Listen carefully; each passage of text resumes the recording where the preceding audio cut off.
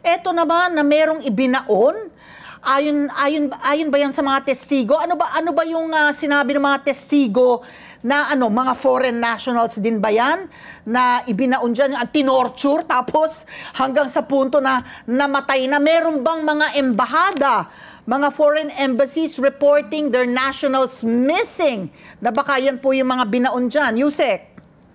Opo.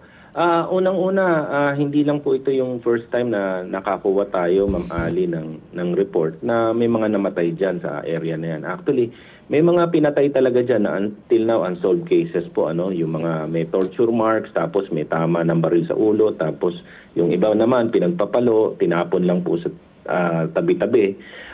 Marami po tayong nakitang mga ganyang insidente dyan sa area po na yan. At lately lang may pumunta po sa amin dalawang witness na nagsasabi pong may nakita silang binaon dyan sa loob. So, pinapa-imbestigahan ko kung mabuti kasi ayaw naman natin, Ma'am Ali, na basta-basta lang po tayo maghuhukay dyan. Gusto po natin talagang 100% na masisiro natin. So, sa ngayon, pinapa-imbestigahan ko pa pong mabuti mga witnesses. Kasi may mga, tinuro po silang 4 na sites dyan po sa loob. At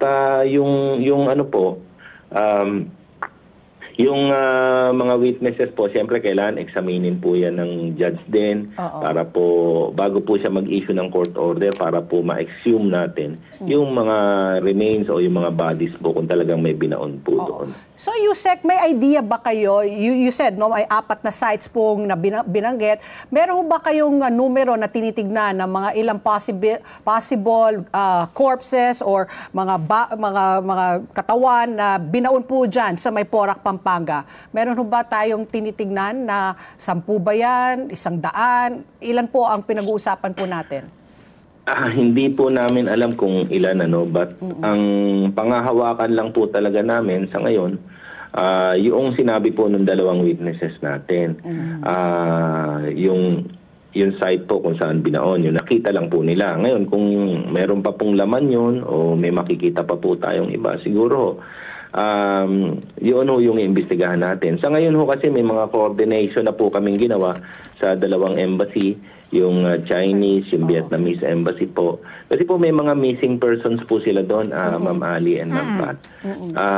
Doon po sa record nila. And kung sakali po na totoo po yung sinasabi ng ating mga witnesses at may makuha po tayong body dyan din, ibabangga po natin yan doon sa mga missing persons ng dalawang embassy po na kausap natin. Sundutan ko lang yan po. Ilan po ang missing persons po ng China at saka ng Vietnam po? Marami po. Hindi ko lang po nakuha yung number. But marami-rami rin po. Let's get together. Sunnet 25. Sunnet 25.